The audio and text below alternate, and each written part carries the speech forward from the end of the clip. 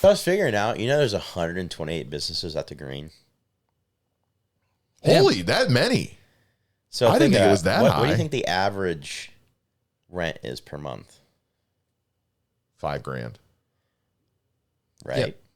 Yep. Yeah. That would have been my guess. Yeah. Oh, I thought you knew. I would say, yeah, it's got to be at least $5,000. So 128 Uh-huh. times 5,000, $640,000 a month. Yeah. Times 12, $7,680,000 a year. So just on rent alone, they should have been bringing in over $7 million. How did they not pay their fucking bills? How'd you pay? That's for what, like 14 years? Yeah, that's what I'm saying.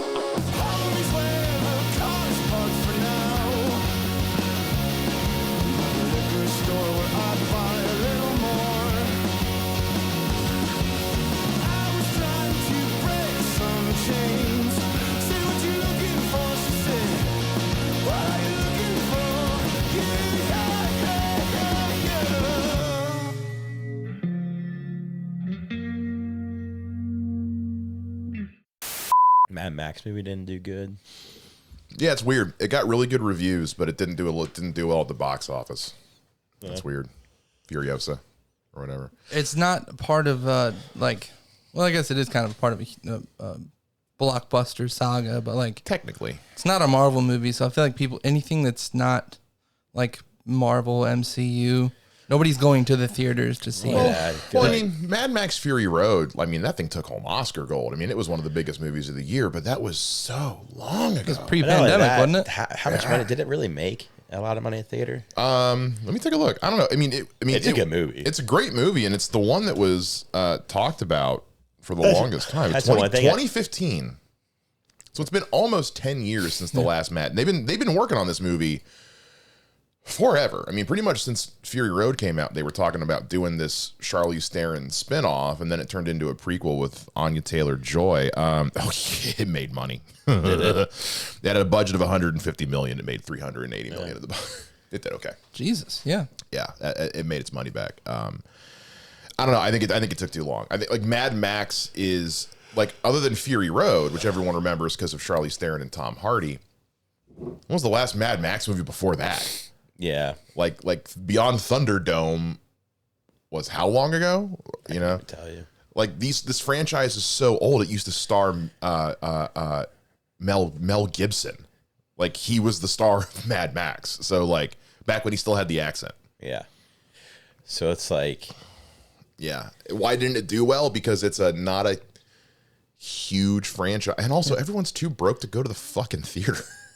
It's also so true. expensive. We've all become homebodies and financially inept. Yeah. Over the last 10 years. And the movies nowadays have been such crap for the most part. I mean, so many things come out. It's like, yeah, I would rather just stay at home and wait for it to hit streaming and watch it there, where I'm not spending $40 to go see a movie that might suck. Yeah. And have a bad theater experience, like tends to happen. No, I mean, the only movies I've seen lately have literally been Dune and... Which is on Max now. Yeah, no, I actually watched it on My Max. mom was so pissed. She wanted to watch part 2. It wasn't on streaming yet, so she rented it on fucking Amazon, and then it was on Max the next day. She was like driving to work, and I texted her, and I was like, "Look what's on Max this morning," and she was like, "God damn." Yeah, I'm not going to see anything that isn't like I kind of want to see whatever it's called, the Mad Max movie, but at the same time, like, I didn't see the other one in theater. It was good. It's good. I was late to it. Yeah, I mean, it was good, but Mad Max is not a. It's not a thing I'm like. Well, it's like Vander said. It's not a franchise that I'm running out to see. Like, there aren't too many franchises from the 80s that are left over that are still thriving. I mean, even Jurassic Park is barely. They're already talking about rebooting it. Ugh. So, like, I don't know. It's just not my thing. Like I don't like it. For me, Mad Max falls in the same category as like Fast and the Furious. It's like, it's just not my thing. Yeah. The action car porn, it's not really for me. So I like Twist the Metal TV series. I one of these days I'll check it out. It should not be good. And I know. It's like cleverly. It's just like because Twisted Metal was not a good game. It was just dumb and It's fun. like anybody I've ever talked to about, they're like, I don't know why this is good, but I like it. Same thing with the show. It's terrible. That's what he was just saying. It's like it should not be fucking. But I like it. I haven't watched it yet. I will one of these Well, days. I watched the first episode and it was so dumb, but it was awesome. Like I really enjoyed Just watching like it. Cobra Kai shouldn't be good, but I love Cobra Kai. I'm like, this shouldn't be good, but for whatever reason, I'm really into it. I don't know. That's the same thing. I like dumb shit. I like dumb, corny shit. I do like dumb corny. Like the Harley Quinn show on Max makes me laugh so fucking hard. Like there's a character named Kite Man, and he's a villain, and he just walks around going, "Hell yeah!" He's just the broiest bro that ever broed, and it's when you get Joker getting mad at Bruce Wayne because he hasn't gotten his electric car yet. It's right. fucking hysterical. Start watching Tires. What is that? Oh, it's the new Shane Gillis show. Just came on Netflix. Oh, I hadn't heard about that. I'm like 20 minutes in first. That's funny. Is it? Yeah, I figured it's funny. that would be another one. Probably really dumb, but funny. I'm like, I was trying to find stuff to watch, and I was like, I'll watch this first episode. Yeah. And I was like, how many episodes are there? I don't know. And are they all like I literally released? just started it today, the first episode today. I was like, this is actually really funny. Yeah. Like, Hell yeah. You said it's called Tires? yeah. Okay, I'm gonna write that down. I have to start writing shit down. There's too many fucking shows. Yeah. My mom's watching this one right now called Evil. I guess it was like a CBS Paramount show. I know what you're It's talking got like Mike Coulter in it. about. Ann Coulter? No, Luke Cage. The guy who played Luke Cage. He's in it. Asif Manvi's in it. And I don't know the name of the lead actress, but it's like these people who like work for the church to go investigate possessions or whatever. And like one of them's a priest, one of them's a psychologist, and one's like a tech guy. It's actually not bad. Well, like somebody was possessed, and the possessive was like, hell no. Yeah. Like, you're done fucked up. Like even the ghost is like, nah, I'm good, bruh. Like you get possessed. Like imagine like a ghost just gets assigned to possess somebody, and then it turns out it's like fucking Charles Manson. It's like, god damn it. He actually makes the person better. Like, man, I made his life what the fuck? That's what that Peacemaker show. Did you watch Peacemaker at all? The little aliens are possessing the dude's bodies, and the guy's like, "You took over a body." He's like, "He was a murderer. I made him a civil servant." We've got the Sober Show, yeah. a drug-free comedy night, Friday, June 28th. Tickets are $20. All you have to do is send a cash app to $Sober Show. Headlining is Wyatt Lutz, featuring is Layla Ingalls and Chris Karwoski. Special guest Scotty Mays, hosted by yours truly. The ticket price includes a dinner, homemade dinner, and the show itself. And now it's time for Facts with Shay. You know, until the age of 22, I didn't think narwhals actually existed. This has been Facts with Shay. Reds won 4 in a row. There you go. You don't have to kill yourself now. I went to the game on. I went to Recently? the game on Sunday. Saw him beat the Dodgers? Halfway. That was the Dodgers game, right? Yeah, but here's the problem. I want to see Ohtani play too. And my buddy, his work has season tickets like really fucking close. And basically what happened was they got up 4-0, and then like they said, "Hey, everybody needs to get under the concourse because we have horrible weather coming through." So all right, so we get under the concourse, and like we look at the radar, and like we're gonna get hit by storms. Like it's just like whatever. And then there's another storm like right behind it. Like it's gonna be, but it's already the 5th inning, so we're like, okay, they're gonna call this game. Like they're gonna call it. So me and his dad, my buddy and his dad, and my buddy Greg, we all decide to leave. We're going to call the game, whatever. Well, we're driving up here. It's still pouring. We got to our car right before it started pouring. And like all of a sudden Greg's like, "Hit the game's back on." I was like, what the fuck? Apparently the second storm behind it did never happen. Oh, no. Like it just disappeared. Because it was like literally like if you looked at the radar, it was supposed to be like that for like the last like 2.5 hours. And I'm like, no, I'm not. They're gonna call it. Yeah. They're not, because 1, they're already up. It's an official game. 2, nobody's off tomorrow. And 3, like they have no more days they can play each other. Like they've already done playing for the year.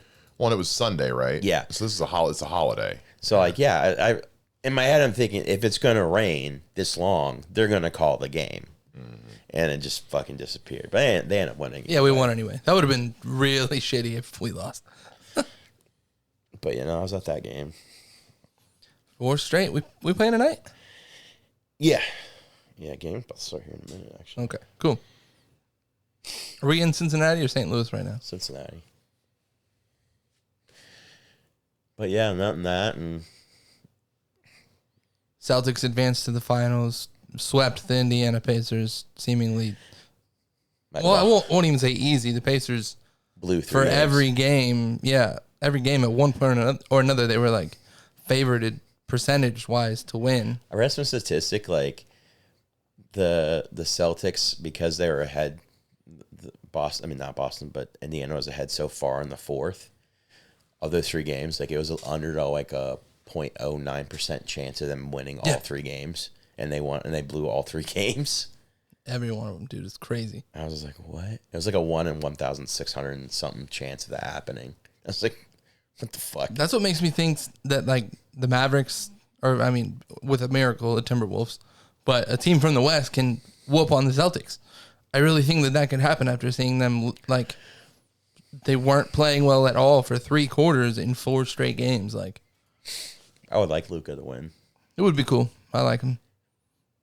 Kyrie he's coming around on me. I like Kyrie now. I would. Luka's always been the one. I'm afraid he's never going to win one.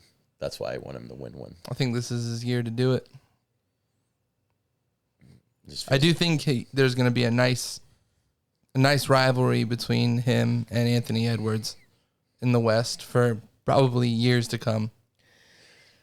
Yeah. They're close to the same age. They play a similar type of just solid basketball all around. I mean, Luka's not the best defender, but size-wise, they're similar. In fact, Luka's probably bigger. They play tough. They shoot well. They're charismatic, which is good for like fan bases and stuff. So I like that. I like that they're. Luka's built like a rec league player, though. He's a little chunky. That's a bad boy, though. That mother, I was watching some video, and they're like, I can't remember who it was. I'm like, why are you giving this guy the ball? And then I was like, watch. And he was like, oh, that ain't no white boy. That's not a white boy playing that spot. So fucking funny. He plays like street ball mixed with European ball. Yeah. And nobody knows how to defend it. Yeah. It's really kind of, and then like when somebody said that, I was like, yeah, you're right. It does play street ball mixed with like European. It's fucking weird and it makes no sense, but he's like AI, but Pau Gasol. Yeah, it's weird. Like He's big as shit, but he can dribble really well. That's what AI said. Like somebody asked him because it was an AI interview. Allen Iverson was like, "Who like reminds you of you?" Did He said, this motherfucker. Because they said somebody's like, "Nah, have you seen like dude? He's that the truth. motherfucker ball?" And it is fucking weird watching him. I always thought that was a weird trade. Like I always thought both teams got the best of both worlds when they switched players. Trae Young, remember, both got drafted. Luke got drafted by Atlanta. Oh. Remember that? I didn't know that. Yeah, and then they traded for each other. I didn't know that. Yeah. I always thought, like, okay, well, they both got a great player. Like, it's going to eat. Yeah. But no, but Luka's way fucking better. Yeah. Which is crazy because Trey's in the easier conference. Yeah. Man. It's just, it's fucking weird, man. I would like him to win because I feel like he won't. It's always felt like he reminds me of like a poor man's LeBron. Can do everything. But The white LeBron.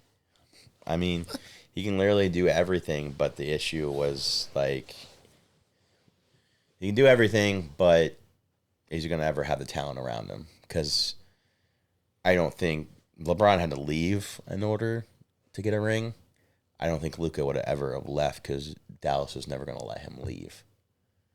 True. I also think if Luka desires something, Dallas is going to go out and get it. I know Mark Cuban probably doesn't have much to do with the operation of the team, but like, even though he's just the owner, I don't see him like, because he wants to win rings. Took him forever to get one with Dirk, and then he finally got one. Like, I think he's going to, and that took the team putting some pieces around Dirk finally, and they went out and beat LeBron in the championship. I think they'll do the same thing for Luka. I don't think they'll let him go his whole career without getting a ring. Even if it's just one. I think that's good.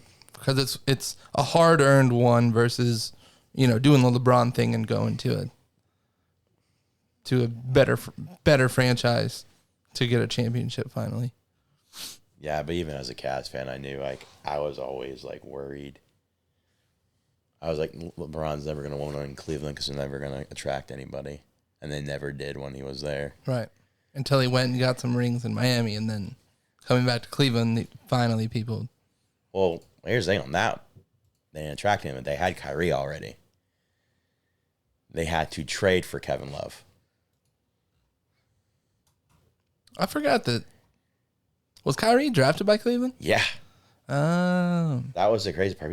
People forget. Do you think that's ultimately why LeBron thought it was a good idea to go back to Cleveland? Because he saw Kyrie balling and was like, okay, I could probably. Kyrie was only there for a year, though. And the weird thing about Kyrie was he missed his entire first year of Duke. He only played 10 games at Duke because he got hurt. People forget that. He got hurt his freshman year, and he still got drafted number 1 overall or whatever pick he went. Damn. That means those scouts are legit then. Yeah. Or they watched him in high school and knew that he was going to be successful. And then they finished horrible again, and the only reason why they were able to, because they got the first overall pick, and they drafted Wiggins, and so that's how they were able to trade for Kevin Love. They never attracted, and if you think about it, nobody ever came to Cleveland with LeBron. They had to trade. Kyrie was there, and they had to trade for Kevin Love. And then LeBron came back? Well, LeBron came back, and then they traded for Kevin Love. Oh, okay. That's the exact same offseason. That's the weird. Nobody ever actually went to Cleveland. If you think about it, maybe the whole NBA knows that nobody LeBron's wants to play a bitch. Nobody wants to play, but yet he goes to he went to Miami. People want to play with him in Miami. He went to LA. People want to play with him in LA. I mean, if you had to pick between a city of that's what I'm saying. Miami or LA over Cleveland, yeah. Nobody wants to play in Cleveland. Yeah. That's my point. People forget, especially in a sport like basketball, where most of the season it's cold as shit outside.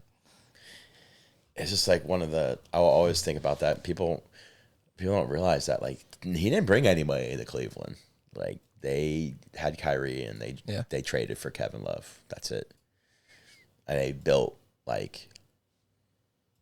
not even role. I mean, I wouldn't say really role. They didn't really trade for any role players, or not role players, but because they had Tristan Thompson, who they drafted already. Harrison Varejao was drafted. So ultimately, they had a solid they just needed playoff team, and then LeBron coming back was just that last piece that they. They should have been a solid playoff team, but they weren't doing anything. Yeah, I figured they had Deion Waiters. They had this really good team. If you look at them statistically, this should be on paper really good, but they never were cohesive. Did J.R. Smith come to Cleveland after LeBron got there? He was traded. The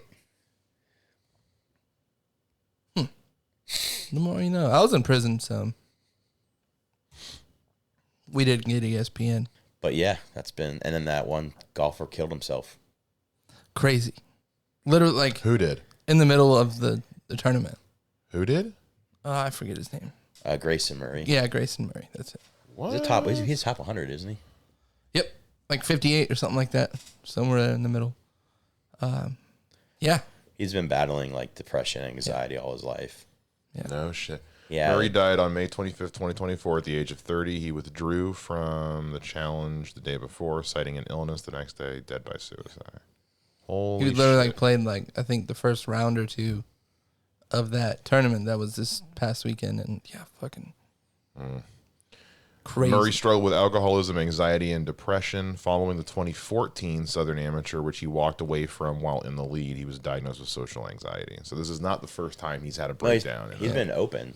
Has he? Extremely I don't open follow about golf, it. Yeah, so, been. I don't follow golf either, but like he's been like apparently like extremely open about it, like an advocate for everything. And then he had a bad round. Like not even. I think he had bad like 4 holes. And it just set him off. I mean, who's to say? It's I don't. Yeah. Yeah. His fiance and everything. He was only 30. It's the like, and people like that's what irritates me most. You get on Twitter, it's like, oh, he's 30 years old. It was he's vaccinated, he died because of the vaccine.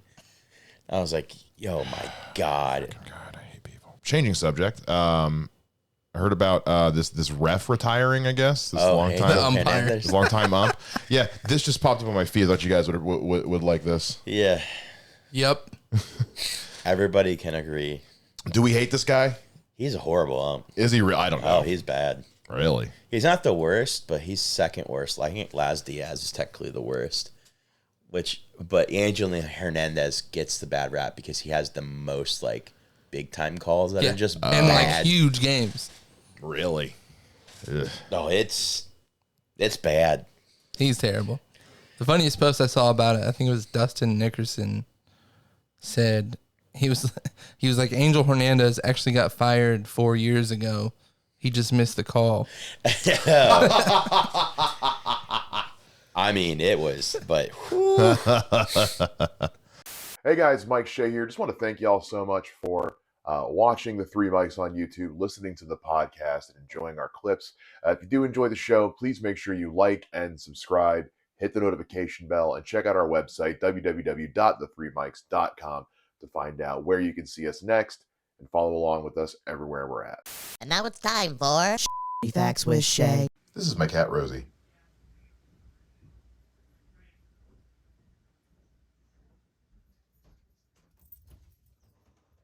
This has been Facts with Shay. Yeah, the Ohio billionaire plans to travel down the.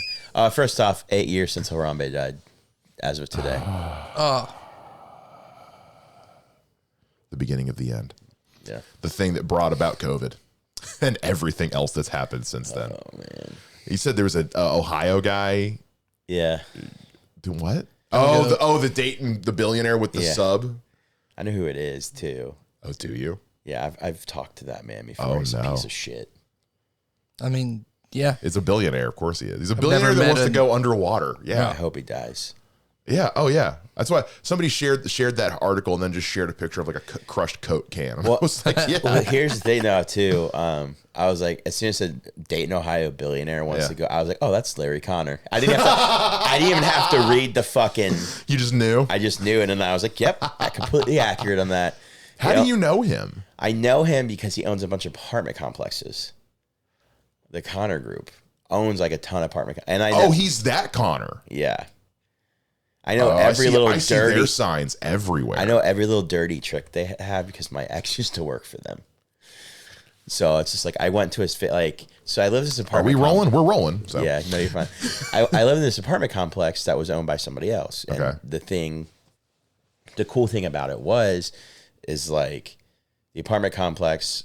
Basically, if you had it there, you also got a gym membership to right down the street, an actual gym, like this place does over here. I don't know. They if you've got a Kettering driver's license, you can use this gym and this walking track over here. Oh, really? At the high school. Yeah. Basically, it was like it's the gym that's by the Dayton Mall. There's a gym right by the Dayton Mall. It's a really like super nice gym. Planet Fitness? No, not that. No. I can't think of what it's called. Oh, is it the one back there by Skyline? Yeah, I know the one you're talking about. Not any. Is it Anytime Fitness? Every day. I know the one you're talking about. They've changed names too. Yeah, I know what you're talking about. It's a really nice gym. So like, I was like, cool. That was a selling point for me living there for I lived there for like 4 years. Yeah. So okay, cool. Well, then the Connor Group bought it. So mine bought my apartment complex, and I was like, fucking great. Like, cool. I know all this stuff is gonna happen. So when I asked, when I was renewing my lease, I was like, hey, do we still get our gym membership? And they were like, yeah, you'll still have a gym. I'm like, okay, cool. So like, I'll sign up. My rent went up $100. I'll sign up, whatever. I don't feel like moving. And then like 2 months later pass, and I'm at the gym, and all of a sudden I get called back up to the thing. Like, yeah, he's like, yeah, your membership's expires. Like, what do you mean? My membership's through my apartment complex. He's like, yeah, you're not the only person that's had this issue. They did not renew with us. Oh. I was like, oh, okay. Cool. He's like, you can finish your workout if you want. He's like, I don't. Yeah. He's like, it's not your fault. It's not. He's like, really? I was like, well, I need to go get a membership here, blah, blah, blah. Yeah. So, okay. So, as I go home, I'm fucking super pissed because I already hate the company to begin with about my. Sure. I'm super fucking pissed. So then, by just the perfect alignment, I see Larry with like walking with a bunch of other people. And I go to him. I was like, "You're a fucking piece of shit, slumlord." Oh, nice. Fuck you. And I just fucking walked into my apartment. I love and that. he was Nice. like, "What the?" The look on his face and everybody else's face, just like, and I walked into my apartment, like, because I was just like, done. I was just Have like, a good day. Yeah. yeah, like, I was so fucking pissed because they have something called first billing. What first billing is they combine everything into one bill. They combine sewer, trash, water, That's how most of the apartments down south are, where I was living. But Where I was theirs- living at. Yeah. internet, everything like that. But I know how much money they make off of it. They make 400% off of it. Holy shit. Probably even more now. Yeah.